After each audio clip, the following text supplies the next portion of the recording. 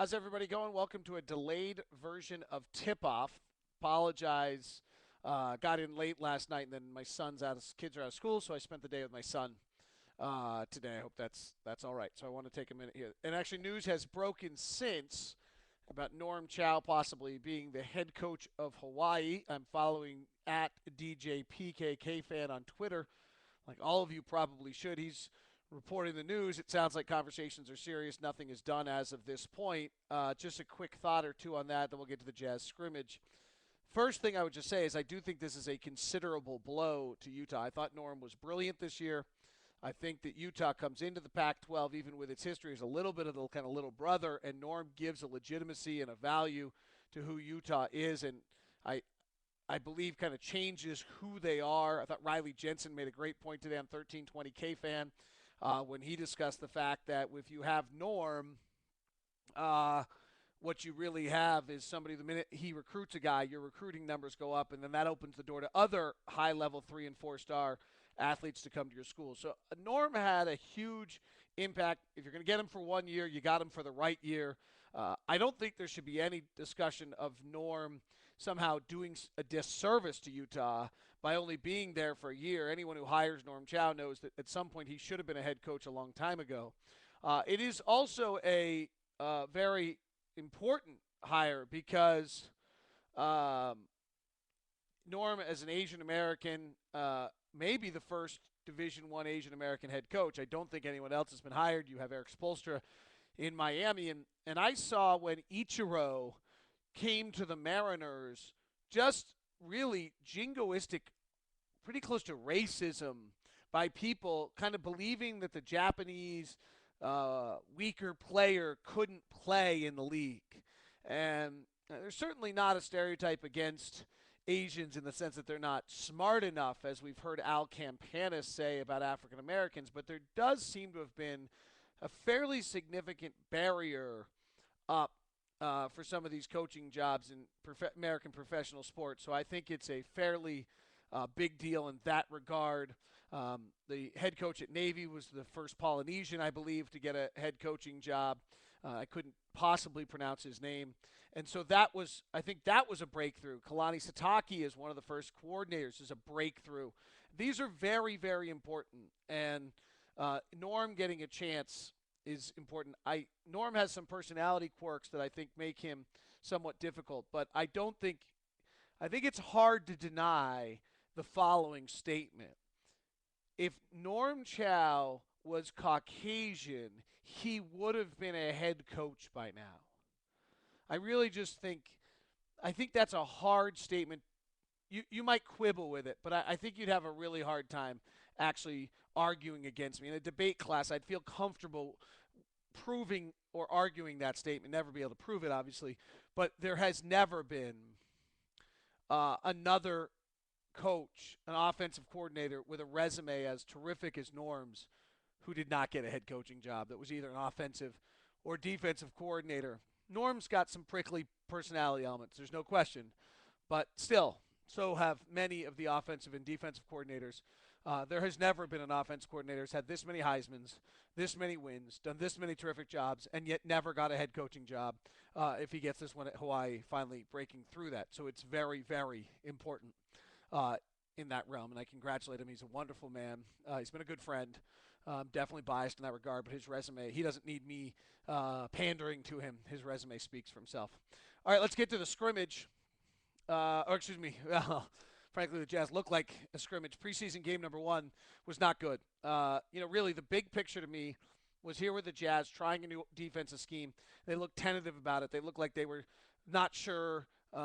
Everything looked a step slow. And then you had Portland, who was maybe integrating some new things, but trapping a bit more. And their aggressiveness to it was just dramatically different to what you saw out of Utah. And that's what jumped out at me more than anything else in this game was the fact that just Portland was so aggressive with everything and Utah wasn't. And it's all effort. No, this was about belief in what you're doing, understanding what you're doing.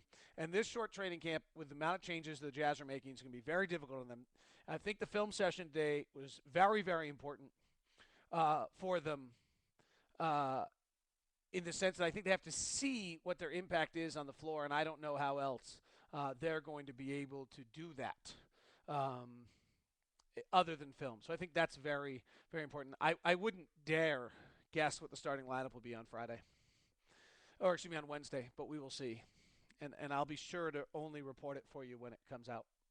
As is. Yeah, that was a bit much. I've rarely been had someone publicly humiliate me for a mistake I made, but it happened, and we'll move on. So I will move past that. I'm sure I'll have constant little jabs about it since it did. It was stunning. Favors was brilliant. I think he's proving he's got to be on the floor. What's amazing about him is how um, he has very limited offensive skill. He runs cuts well, much better than he used to. He catches well. He's incredibly explosive. He's amazingly strong. But just in the sense of like giving him the ball in the post, I was at one time out last night. I turned to Ron Boone and I said, "Gosh, I'm really disappointed in Favors. He just has no understanding of how to get himself the ball. I mean, he really just doesn't even know how to post up correctly yet. He came to the Jazz in not very good shape. New Jersey didn't practice a lot. They're a veteran team under Avery last year. At least it seemed to be their approach. There wasn't a lot of teaching that was going on for him. He was always on the trade block. This is really his first year in the NBA. Yesterday wasn't his first game. I mean, he's got some experience. But we just saw pure, unadulterated, raw, amazing ability. His rebounding was great. Big-time rebounds in the paint that nobody else on this team could get. There's no question he brings something. And Jefferson Memo combination not only looked a step slow and everything, but frankly was incredibly poor on the glass. And Favors is going to be very important in that regard. It does sound. I keep hearing this, and if this is true, I really admire this. That Paul is going to be willing to come off the bench. I have not talked to Paul about it. I think it. If I did talk to Paul about it, I would do it off the record, and then I wouldn't be relaying it to you. So I think it'd be inappropriate to even venture down this road with Paul right now as a reporter. I'll let all of you evaluate my reporting skills. It's been done this week. Oh, another jab. Sorry, I can't help it. But I think from what I'm hearing is that Paul is at least somewhat understanding and open to the concept of coming off the bench. I think it's fabulous. It's a statement to what a amazing professional Paul is, to what a great guy he is, how committed he is to winning, all of the reasons. And if, in fact, he is willing to do it, he's the best third big in the NBA. He's paid correctly for that position. And then I think you eliminate trade issues with him. And then you really have that you're beginning to build something that might be nice in that front court if Paul's willing to do that. And I just hope that's true. And every indication I'm hearing is that he is. I mean, hey, if he starts getting 12 minutes a night, he's not going to be all right with it. But I can't imagine you're keeping Paul Millsap off the floor. He has certainly proved he can be a viable and successful NBA player with lots of time out there and, possibly as much as 30 minutes a night if the matchups are right. But Favors probably needs to be out there as the starter. I thought he played defense well. Some of the issues, by the way, Cantor had in that scrimmage everybody's banging on Cantor for might have been that he's been guarded by Derek Favors. I thought Cantor was very good last night. He's 19. I'm going to talk about this a lot. He's 6 months younger than every other player in the NBA. It's not official yet, but we'll see who makes teams and who doesn't. I thought he was very good. His offense, he's still going to get his shot blocked. He doesn't elevate yet, but he uses his body terrifically. Ron Boone commented on that during the broadcast as well as on Twitter. You can follow her on it. 1041 straight. 1041 straight. I really thought Cantor was very good. And more than anything else, Cantor showed me last night. And again, remember, some of this is going up against Chris Johnson and some of the second-tier guys, Craig Smith, and not against LaMarcus Aldridge and Marcus Camby. Though Cantor played Camby a bit early, I thought he showed he can be on the floor, which was a bigger step than I had suspected.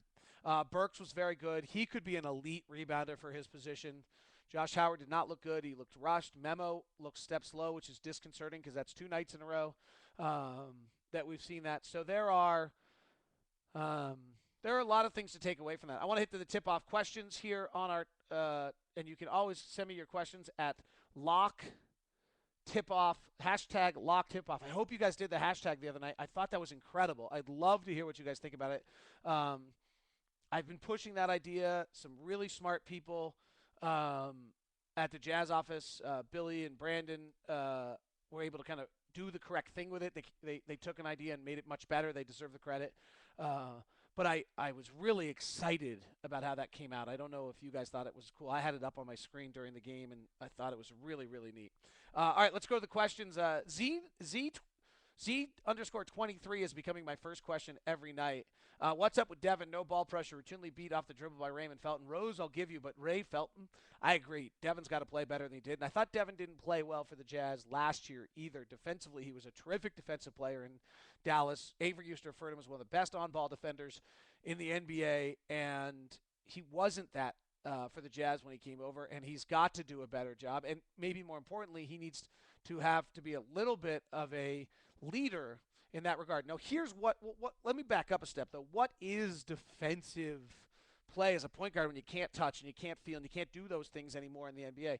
What the way I would think about it is if a guy is being guarded and he just gets by him easily shoulder to shoulder, I mean, he just takes that step and shoulder to shoulder, he's still going straight toward the basket. That's on the point guard. That's on the perimeter defender or whoever it is. He's got to be better than that.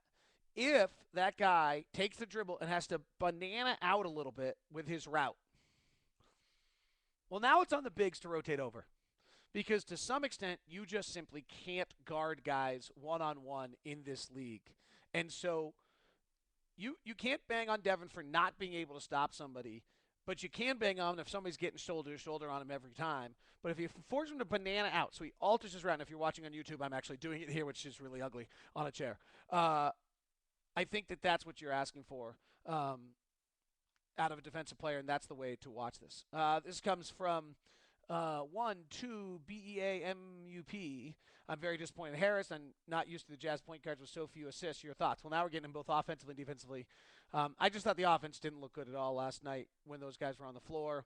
Partially, you're not getting any stops. Everything's in the half court. Everybody looked tentative. Nobody's quite sure where the next guy was supposed to be. And this is really their offense that they've been running. So I would say that, yes, I agree. He played well. They needed to do better. The next thing I would say, I got asked questions on why didn't other guys play. There's just not time, and they're not going to make the team. There's a chance Jamal Tinsley makes the team, but I'd be surprised if Carter or any of these other guys make the team in any way, shape, or form. There's just been no signs that any of them have done what guys in the past have done to make the team. Question from Coach Perio6. How does Millsap fit in with his team? We touched on this a little bit earlier. Can you keep both Paul, Memo, and still develop Cantor and Favors? And I think the answer is yes. There's a lot of games. We open up with 6 games in 8 nights, I think it is. Everyone's going to have to play. That was the encouraging part of last night. The Cantor showed that he can be one of those guys that can play.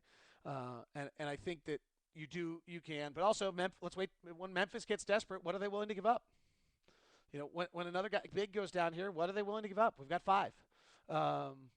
And so we will see how this all plays out. This comes from Fan TASTICJES. Jeremy Evans is a spark off the bench. What's his future role? You know, right now that's what he is. He's a spark off the bench. That's his future role. He's not a good enough ball handler. He's not a good enough passer. He's got to get a little bit better shooter. You know, really, Jeremy has to, and we love Jeremy. I love the story about him. Decided to get himself something, so he got himself braces because that was something he couldn't afford in life. I mean, how cool could that possibly be to do those kind of to do that? I just think that's a great story. Sorry, I just got a direct message from Ross Seiler and just screamed up on my screen at that moment, and so it totally distracted me. So anyway, but Jeremy's got to decide that he wants to be more than an alley-oop player. That's, I think, going to be a huge one. Is Portland a playoff team without Miller and Roy? They might be, because LaMarcus Aldridge is really, really good. Gerald Wallace was great last night. I don't like Raymond Felton, and I don't think he's going to be that good. I love their bigs. I love Aldridge Camby with Kurt Thomas as a vet. I like Craig Smith as your 4th big. I think that's got good depth. Jamal Crawford as as your 3rd guard is really, really nice. Wesley and Batum, they need a little more there, frankly. So I would say, yes, they're probably a playoff team, but I'm not sure they're a top 4 team, and I think that's really um, the division. The same guy sent me a bunch of questions. They were all very, very good. The DEPECHEDAD. And they were all very good. The other question he asked was, how did guys get so open? And I thought that the one of the things is the Jazz weren't sure where to rotate. They did it correctly every now and then. Ron uh, um, would take a moment and point out in the broadcast that that's was a good rotation. There were other times where it just wasn't there. So I think that really the team was having major rotation problems, and that's why guys get open. And then his final question, I thought, which was very good. Burks seemed to get blocked a lot while his dribble drive game exists in NBA level. Yes, I'm pretty certain it will. If I saw a mid-level floater, I thought you saw all the things. He's just going to have to learn, and that is, I think, the key thing that is going on there with Burks is he's got to learn. Remember, Gordon took a long time. Gordon, I thought, looked like he did last year at this point. So it's going to take time. But I do think Burks, from what I saw last night, his athleticism, his physical ability, I think Burks is going to force himself on the floor. Favors going to force himself on the floor. Cantor's showing he can play.